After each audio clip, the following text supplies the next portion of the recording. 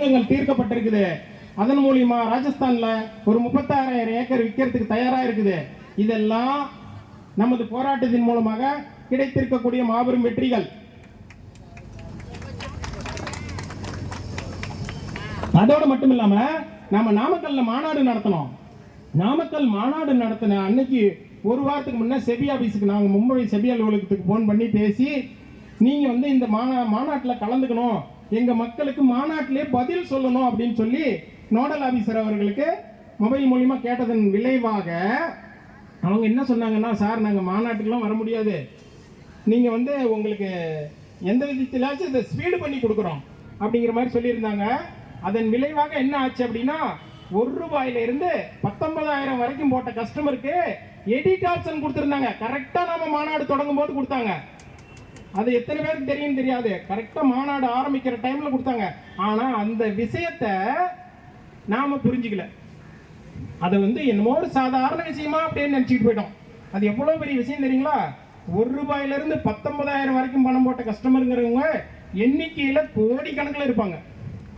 ஆன்லைன்ல பதிவு பண்ணவங்களே இன்னைக்கு பாத்தீங்கன்னா எக்கச்சக்கமான நபர் அந்த ₹1 19,000 வரைக்கும் பணம் கட்டினவங்க தான். ஏன்னு கேட்டீங்கன்னா, கட்டினாங்க ஒரு 6 மாசம் கட்டுறது அப்படியே நிறுத்தி விடுறது, 1 வருஷம் கட்டுறது நிப்பாட்டிடுறது, 3 வருஷம் கட்டுறது நிப்பாட்டிடுறது. இந்த மாதிரி 3 வருஷத்துக்குள்ள கட்டின கஸ்டமர் பாத்தீங்கன்னா நிறைய நபர்கள் இருக்காங்க. அந்த எடிட் ஆப்ஷனை மட்டும் நாம முறையா பயன்படுத்தி இருந்தோம்னா எக்கச்சக்கமான முதலீட்டாளர்களுக்கு பணத்தை வாங்கி கொடுத்துருக்கலாம். அன்னைக்கு 2019 செபி இணையதளம் மூலமா, PACL செபி இணையதளம் மூலமாக வெப்சைட்ல பதிவு பண்ண சொன்ன போது சீனியர்களுக்கும் விவரம் பத்தாது, விவரம் புரியாது. ஏன்னு கேட்டீங்கன்னா, நாம என்ன இந்த மாதிரி 10 கம்பெனியில பணத்தை போட்டு ஏமாந்து போய் இப்படி அனுபவப்பட்டவங்க கிடையாது. இப்பதான் நமக்கும் ஃபர்ஸ்ட். அதனால சீனியருக்கும் தெரியாது, தவறு கிடையாது. அவங்களுக்கு எப்படி ஆன்லைன்ல பதியணும், என்ன பண்ணணும், வழிமுறை தெரியல. அடுத்தது அந்த வீடியோ ஒன்று வெளியிட்டு இருந்தாங்க, அதை சரியா புரிஞ்சுக்கிறதுக்கு நெட் சென்டர்காரங்களாலையும் முடியல. இன்னொன்னு, அந்த நெட் சென்டர் ஆரம்பிச்சவங்க, அப்போதைக்கு நெட் சென்டர் ஆரம்பிச்சு பணம் சம்பாதிக்கணும்னு சொல்லியோ எப்படியோ ஒன்று ஆரம்பிச்சவங்க என்ன பண்ணிட்டாங்க அப்படின்னா, 10வது 12வது படிச்ச பிள்ளைங்களை எல்லாம் வேலைக்கு போட்டு பதிவேற்றம் பண்றதுக்கு சொல்லி கொடுத்தாங்க. அவங்க என்ன பண்ணிட்டாங்க அப்படின்னா, நாம கொண்டு போய் PACL பாண்டு கொடுக்குறோம், பேன் கார்டு கொடுக்குறோம், பேங்க் பாஸ்புக் கொடுக்குறோம், பேங்க் வெரிஃபிகேஷன் லெட்டர்னு வேற ஒன்று கொடுத்தோம். அதுக்கு நாங்கள் போராட்டம் பண்ணி அந்த பேங்க் வெரிஃபிகேஷன் லெட்டர் கேன்சல் பண்ணாங்க. அப்ப அந்த 3ஐயும் கொடுக்கும்போது என்ன ஆகுது அப்படின்னா, 3லயுமே வெவ்வேறு மாதிரி பேர் இருக்குது. அவரோட பேர் சரவணகுமார், ஆனா கூப்பிடுறது குமார். சரிங்களா? நம்மளால போய் பணம் கேட்டோம்னா அவர் என்ன பண்ணிட்டாரு, என் பேர் குமாருங்க, கூப்பிடுற பேர் குமார் தானே, குமார்னு நம்மளுக்கு பணம் கிடைச்ச சந்தோஷத்துல என்ன பண்ணிட்டாரு, குமார்னு எழுதிட்டு வந்துட்டாரு. பாண்டும் குமார்னு வாங்கி கொடுத்தாச்சு. ஆனா அவரோட பேன் கார்டு பேங்க் பாஸ்புக்ல சரவணகுமார்னு இருக்கு. எப்படி சார் பணம் வரும்? எப்படி பணம் வரும்? சரவணகுமாரும் குமாரும் ஒரே பேரா? இல்லையே. அதுக்கு நிறுவனம் இருக்கும்போது என்ன பண்ணாங்க, ஒரு நோட்டரி வக்கீல்கிட்ட சைன் வாங்கி இந்த 3 பேரும் ஒரே பேர் தான் அப்படின்னு சொல்லி சைன் வாங்கி கொடுத்தா பணம் வாங்கிட்டு இருந்தோம். இது நம்ம கம்பெனி இருக்கும்போதே இருந்த நடைமுறை தான். ஆனா இன்னைக்கு அதை ஏதாச்சும் நெட் சென்டர்ல பண்ணணுமா சார்? 2019 நெட் சென்டர்காரங்க தான் சொன்னாங்களா? யாருமே சொல்லல. நமக்காக உயர் நீதிமன்றத்தில் குரல் கொடுப்பதற்காக காலையே நமக்கு மெசேஜ் போட்டிருந்தாங்க. நல்ல செய்தியை சொன்னேன். இங்க நடக்கிற கூட்டத்தை தொலைக்காட்சி மூலம் பார்த்து அவங்களே நமக்கு வாழ்த்து சொல்லி தைரியம் சொல்லி பணம் வாங்கி கொடுக்கறதுக்கு எப்படி வழியெல்லாம் சொல்றதுக்காக வழக்கறிஞர், நம்மளுடைய மூத்த வழக்கறிஞர் சென்னை உயர்நீதிமன்றம் தங்கவேல் அவர்களும் மரியாதைக்குரிய தமிழ்கோரன் வழக்கறிஞர் அவர்களும் நம்மை தேடி இங்கே வந்துள்ளார்கள். இரு கரம் ஒளி எழுப்பி அவர்களை வருக வருக அன்போடு வரவேற்கலாம். ஏன்னா இப்ப இன்னொரு 2 பேர் பேசின பிறகு நான் பேச வேண்டியது சார். ஒரே கோரிக்கை உங்ககிட்ட நான் வச்சிடறேன், அதை நீங்க அதுக்குள்ள படிச்சுக்கணும். இப்ப இந்த லோதா இந்த PACL நீங்க படிச்சிருப்பீங்க பெட்டிஷனை. உட்காருங்க சார் முன்னாடி. சரி நீங்க பேசணும். தெரியாது.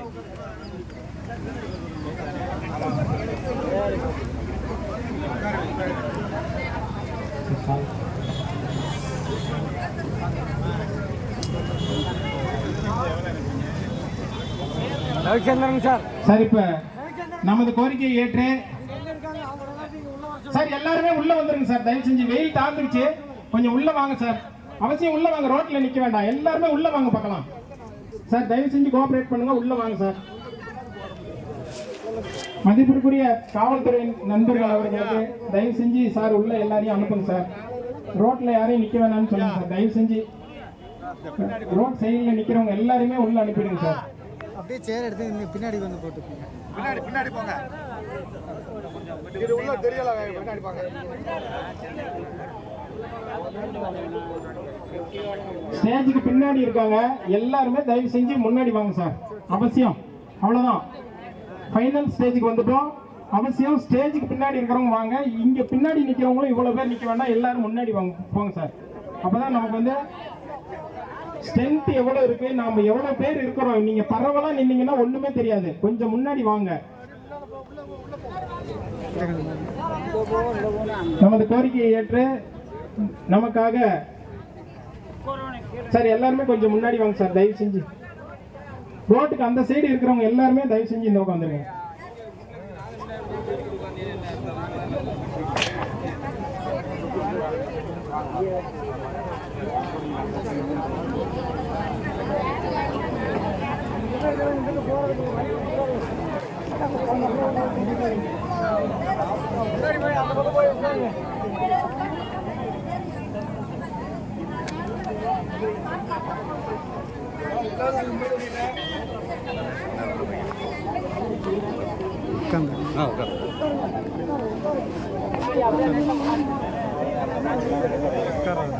அதனால தயவு செய்து எல்லாருமே முன்னாடி வந்துருங்க. இப்ப நாம என்ன இந்த மாதிரி கோரிக்கைகள்லாம் வச்சிருக்கிறோம், அந்த மாதிரி 2019 ஆன்லைன்ல பதிவு பண்ணும்போது இவ்வளவு குளறுபடிகள் நடந்திருக்குது, இதை நீங்க புரிஞ்சுக்கணும். இப்போ ஒரு பக்கம் நாம போராட்டம் பண்ணணும், ஒரு பக்கம் ஆன்லைன்ல ஏற்பட்டிருக்கக்கூடிய தவறுகளை சரி செய்து கொள்ள வேண்டும். தயவு செஞ்சு உட்காருங்க சார். பின்னாடி இருக்கவங்களுக்கு தெரியல.